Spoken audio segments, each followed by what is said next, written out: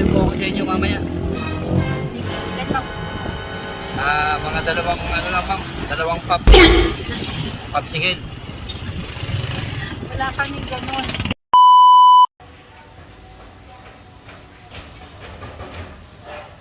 Ma'am, tubig.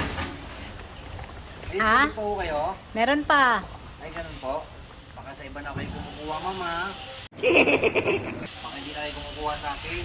Hindi, sa'yo pa rin. Sa akin talaga. Oo. Promise? Promise. Talaga? Oo. Art? Art yun, ma'am? Check mo pa dun sa loob. Sige, ma'am. Sige, ikot po muna ako, ma'am. Sige. Bye! Oh no! Ma'am, wala Ba't si may Sir? flying kiss? Wala si Sir. Nandyan. Ay. Sige, ma'am. Meron akong Dorarat doon. Baka gusto mo. Gago! Ay. Oh. Hirap gumawa ng paraan. Yan pala yung asawa ni ma'am. Stop it. Get some help. Oo nga pala. Maayong ulo nga pala kayo. Kaya pala nandiyan yung paraon eh. Mamaya nga mabalikan si ma'am. Mabait yun si ma'am. Mabait. Mabait. Diba no? Mabait yun. Sobrang bait niya nun eh. Minsan, bibigyan ako ng chipot. Laki ng chip. Wow! Laki ng ano? Ma'am. 6.5 hours later. Ay, teka lang. Ma'am, buti na daanan kita.